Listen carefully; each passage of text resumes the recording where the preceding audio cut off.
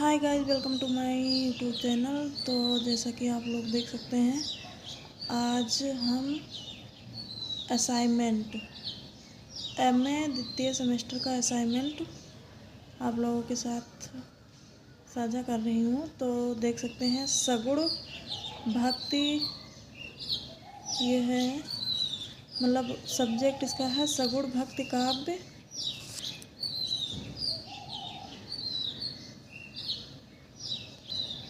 सगुण भक्ति काव्य एवं रीति काव्य। तो ये असाइनमेंट है द्वितीय सेमेस्टर का, और इसका प्रकरण क्या है,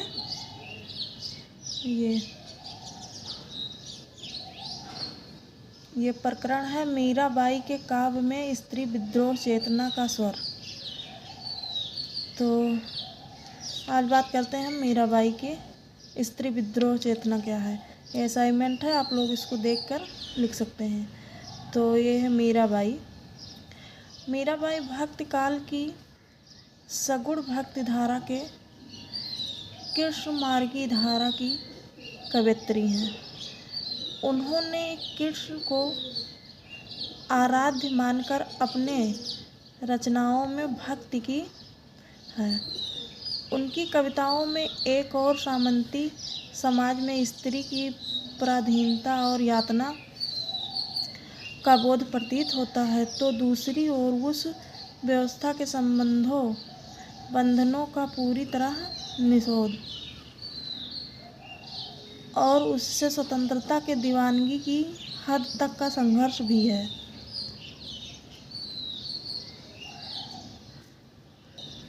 फिर है स्त्री सशक्तिकरण के दौर में प्रमुख स्त्री विमर्शकारों के पूर्व स्त्री चिंतन के रूप में मीरा का नाम सबसे पहले आता है। मीरा का श्री कृष्ण के प्रति अटूट प्रेम और भक्ति के कारण जितनी लोकप्रिय हुई, उतनी अपने समय के सामंतवाद, कुलीन रीति रिवाज, पुरुष वर्चस्व आदि के विरुद्ध खड़ी होने वाली एक स्त्री चिंतक के रूप में जानी जाती हैं।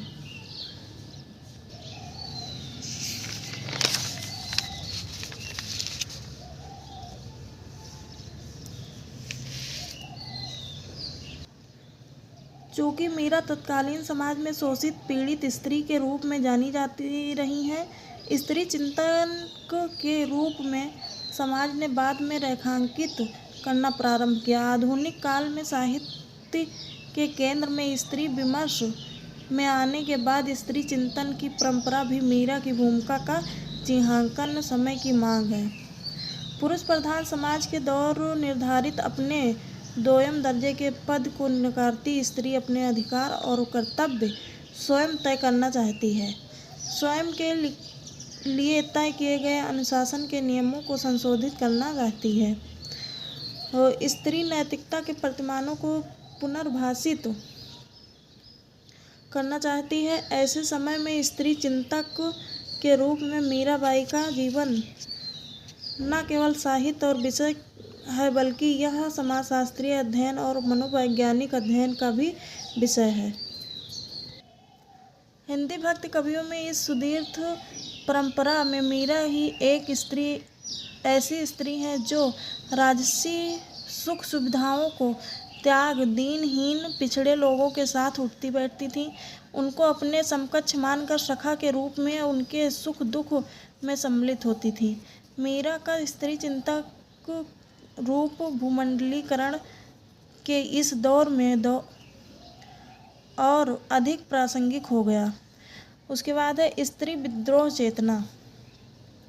मीरा की कविता में स्वतंत्रता और पितृसत्ता के प्रति विद्रोह का स्वर है। वह एक पारंपरिक नारी होते हुए भी सामाजिक बंधनों को तोड़ने का स्वर दिखाती है। मीरा की कविताएं उस समय की स्थिति को उजागर करती हैं जहां उन्हें पारिवारिक और सामाजिक बंधनों से जकड़ कर रखा जाता है। वह स्पष्ट रूप से अपने परिवार और समाज को चुनौती देती हैं। उसके बाद है और कहती हैं,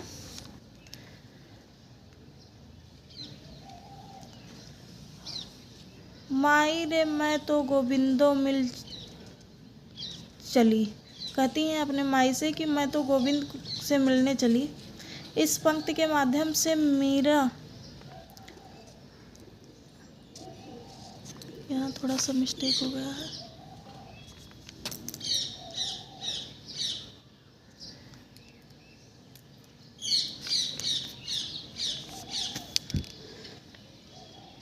मीरा स्पष्ट रूप से कहती हैं कि वह किसी भी बंधन को स्वीकार नहीं करेंगी और कहती हैं मैं अपने प्रियतम कृष्ण से मिलने के लिए सारे बंधन तोड़ने को तैयार हूँ। पितृसत्ता का विद्रोह। मीरा ने अपने पति के साथ पारंपरिक नारी धर्म का पालन करने के बजाय कृष्ण को ही अपना वास्तविक पति स्वीकार कर लिया है। यह तत्कालीन समाज के लिए एक क्रांतिकारी कदम था, क्योंकि उस समय की स्त्री को केवल पति के प्रति निष्ठावान रहने की शिक्षा दी जाती थी। मीरा ने इस परंपरा को तोड़ते हुए अपने लिए एक नया मार्ग चुना। वो मार्ग क्या है? मीरा ने प्रभु गिरधर नागर अन्य ना कोई, मतलब मीरा कहती हैं मेरे तो सिर्फ प्रभु गिरधर नागर हैं और कोई नहीं है, किसी से मेरा मतलब नहीं है। मीरा अपने इस पद के माध्यम से स्पष्ट रूप से पुरुषवादी सोच का प्रतिकार करती हैं। सांसारिक मोह माया से विद्रोह। मीरा सांसारिक बंधनों को तोड़कर सांसारिक मूल्यों को अस्वीकार करती हैं। वह अपने भक्ति एवं साधना के मार्ग में किसी भी प्रकार का बाधा एवं रोड़ा स्वीकार नहीं करती हैं। लाल गिरधर मेरो बंधु मेरो परिवार। वो कहती हैं गिरधर ही मेरा बंधु है और गिरधर ही मेरा परिवार है, बाकी दूसरा कोई नहीं है। यहाँ वह स्पष्ट रूप से कहती हैं कि उनका परिवार केवल कृष्ण है, ना कि सांसारिक संबंधी रिश्तेदार। यह स्त्री के लिए एक बड़ा विद्रोह था, क्योंकि उस समय नारी को केवल परिवार और समाज के दायरे में ही देखने की परंपरा थी।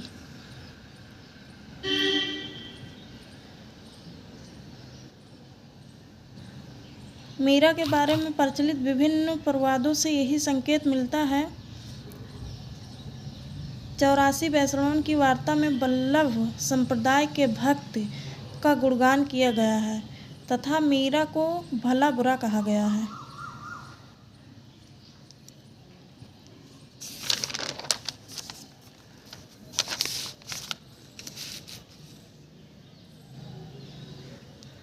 मीरा कंटकों से भरी पड़ी हैं, जहाँ मीरा ही नहीं बल्कि तत्कालीन समाज के सभी स्त्रियों के लिए उस राह पे चलना मुश्किल था।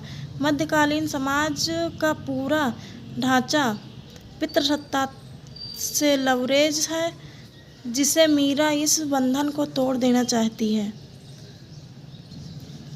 वह कहती हैं माई सांवरे रंग राची, साज सिंगार बांध पग घुंघरू लोक लाज तज नाची। वो कहती हैं कि मैं तो सिर्फ सांवरे के संग ही राची हूँ और मतलब सारा लोक लाज त्याग के वो पग में घुंघरू बांध के और नाचने लगती हैं। उस युग में स्त्री के लिए ऐसा संघर्ष अत्यंत कठिन था, लेकिन मीरा ने अपने इस स्वायत्त की रक्षा के लिए कठिन संघर्ष किया। वह राठौर कुल की वो कन्या थी, सिसोदिया कुल की वधू थी, जहाँ सती प्रथा का प्रचलन था। मीरा विधवा होने के बाद भी तत्कालीन रूढ़ियों के अनुकूल सती नहीं हुई। वह लगातार लांछन और अपमान यातना सहती रहीं और कृष्ण भक्त बनी रहीं।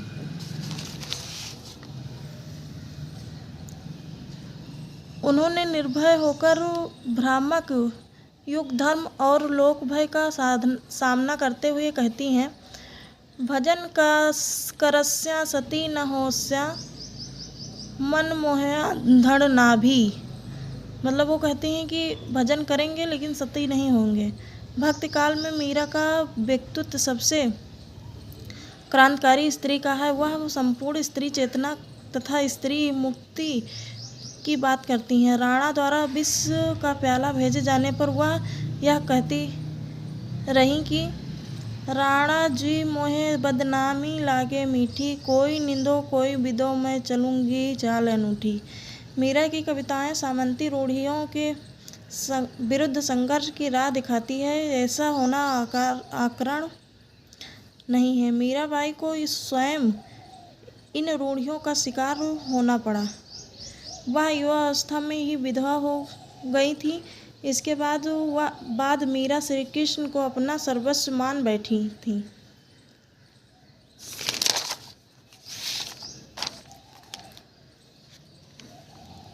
मीरा को इस समर्पण के लिए सास तथा ननद से जली कटी भी सुननी पड़ती थी। साथ ही साथ ससुर राणा ने घर में मीरा को बंद करके ताला जड़वा दिया था तथा बाहर पहरा भी बैठा दिया था।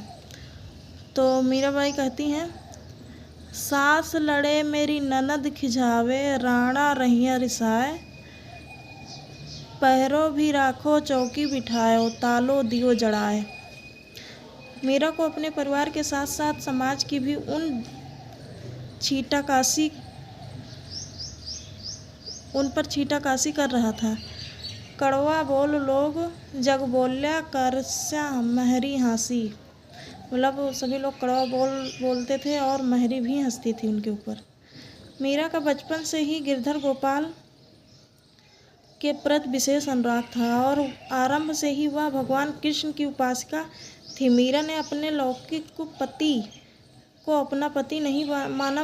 उन्होंने ईश्वर रूप कृष्ण को अपना वास्तविक पति मानकर अपना जीवन कृष्णमय बना लिया।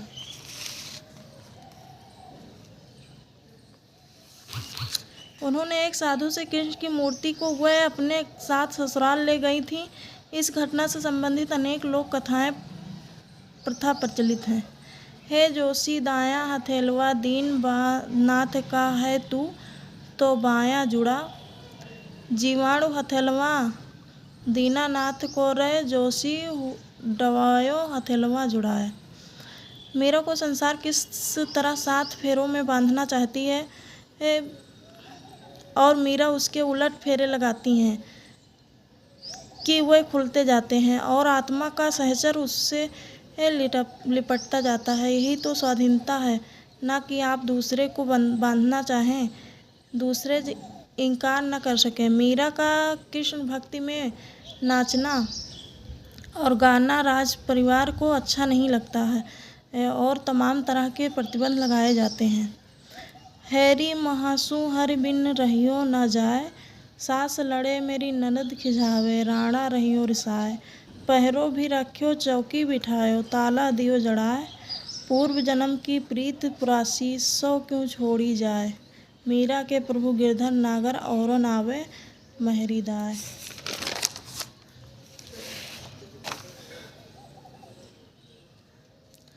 सही मायने में इसी को कहा जाता है कि स्त्री को व्यक्ति बनने से रोकने, उसे अपने दायरे में रखने के लिए भय तथा प्रलोभन के 2 रणनीति के जिम्मा बड़ी ही साजिश एवं चालाकी के साथ सास रूपी जमानतदार को सौंप दी जाती है। इसके बाद भी जब मीरा नहीं मानी तो उसको विष देकर मारने की कोशिश की गई। पग बांध घुंघरिया मीरा ठाड्या री, लोग कहें मीरा भई बावरी, सासू कहें कुलनासी री, बिखरो प्यालो राणा भेजो पेवो मीरा हासी री।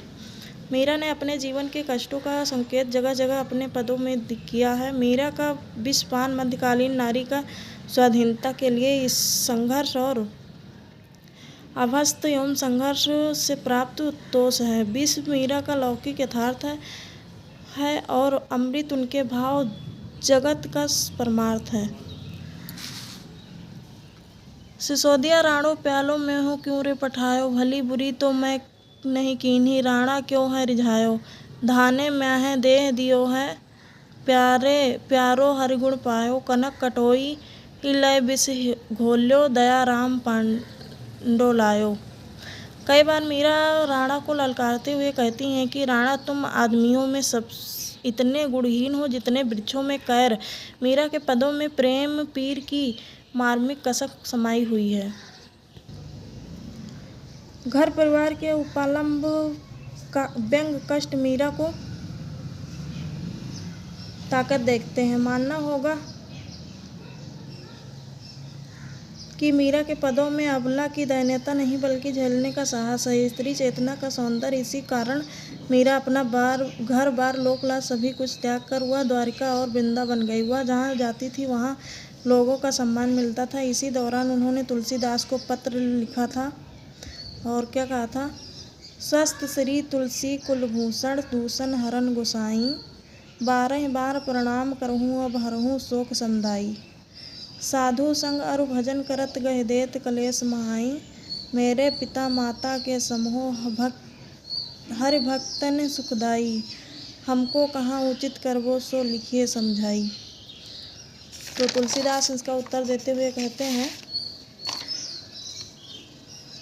मीरा के पत्र का जवाब देते हुए तुलसीदास जी ने लिखा कि जाके प्रिय न राम वैदेही, सो नर तजियो कोट बैरी, सम जदप वरम स्नेही, नाते सबे राम के मनियत सुखद सुशंख जहाँ लो, अंजन कहाँ आँख जो फूटे बहुतक कहो कंध लो कहाँ लो। फिर उसके बाद मीराबाई भक्त काल के सर्वोत्कृष्ट भक्ति ही नहीं थी बल्कि स्त्री चेतना को नया आयाम देने वाली श्रेष्ठा थी। जिस प्रकार से उन्होंने गिरधर नागर की और एक निष्ठा भाव से चित्त को लगा दिया और राजमहल को त्याग कर मंदिरों में गिरधर की मूर्ति के आगे तन्मय भाव से नृत्य करने लगी। मध्ययुगीन समाज में स्त्रियों की स्थिति।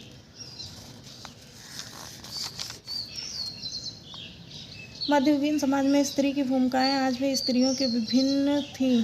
उसके लिए उड़ान भरने के लिए अनंत आकाश नहीं था। तत्कालीन समाज में किसी स्त्री को भक्ति की सहज सुलभ न थी, क्योंकि स्त्री को भक्त रूप में स्वीकार करने के लिए कौन कहे। साधु समाज भी तैयार न था। मीरा के बारे में प्रचलित विभिन्न प्रवादों से यही संकेत मिलता है। प्राचीन समाज हो या आज का वैज्ञानिक सभ्य समाज, सभी जगह स्त्री छवि निर्मित की गई है। मध्यकालीन सामंती समाज में स्त्रियों का संपत्ति या धन के रूप में भी उपयोग होता था। सामंती दृष्टि नारी का पूर्ण रूप नहीं देखती थी। अरस्तु का कथन है, अरस्तु ने स्त्री की परिभाषा यह कहकर दी है कि औरत कुछ गुणवत्ताओं की कमी के कारण ही औरत बनती है। प्राकृतिक रूप से उसमें कुछ कमियां होती हैं, अतः मानवता का असली स्वरूप पुरुष है। वर्ण व्यवस्था के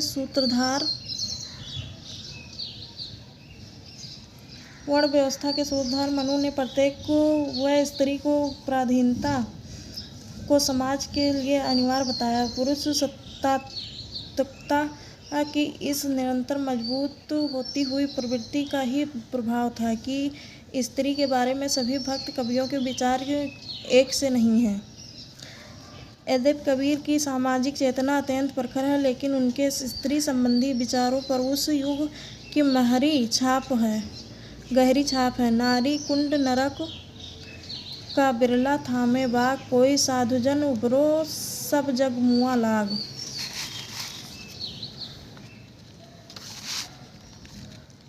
तुलसीदास जी कबीर के सामाजिक और धार्मिक मामले से असहमत दिखते हैं, परंतु स्त्री विषयक दृष्टिकोण में दोनों राय लगभग समान है। तुलसीदास जी भी स्त्री को अवगुणों की खान और बुराइयों की जड़ समझते हैं। वह यह भी कहते हैं कि पति की सेवा स्त्री का धर्म है, चाहे पति कैसा भी हो।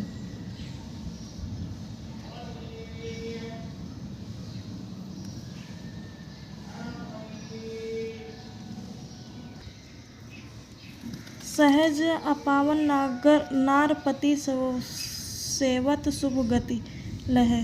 हालांकि तुलसीदास जी स्त्री की पराधीनता की पीड़ा पहचानते हैं। कत विधि सृजी नार जगमाही, पराधीन सपने हो सुख नाही। साथ ही वह स्त्री की स्वतंत्रता को खतरनाक भी समझते हैं। जिम स्वतंत्र भय बिगड़ही नारी, मतलब जैसे ही स्वतंत्र होंगी वैसे बिगड़ जाएंगी। कबीर तुलसी तथा जायसी का विचार जहाँ स्त्री विरोधी है, वहीं सूरदास के काव्य में स्त्री का सहज स्वतंत्रता और तेजस्वी रूप मिलता है।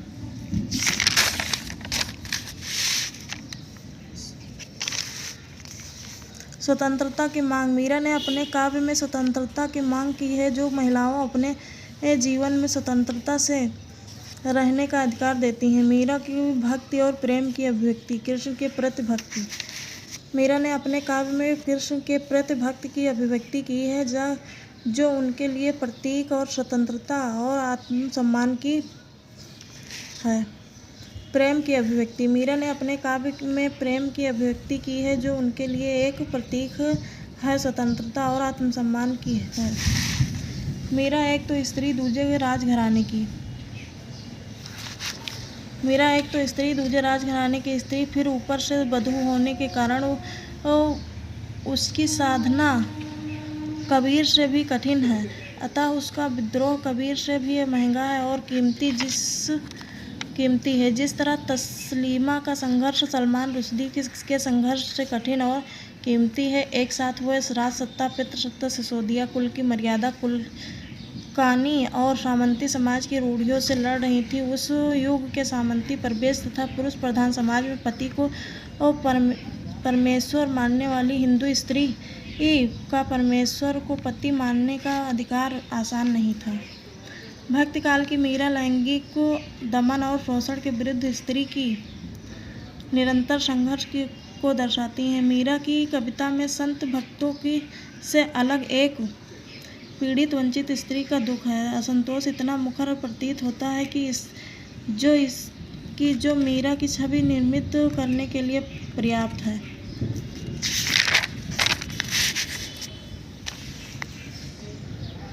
मीरा सामंती समाज में रहकर उससे मुक्ति की सपना देखती है। मीरा का व्यक्तित्व अपने समय का सबसे क्रांतिकारी स्त्री व्यक्तित्व था। आज की वर्तमान स्त्रियों के लिए मीरा प्रेरणा स्रोत है। निष्कर्ष।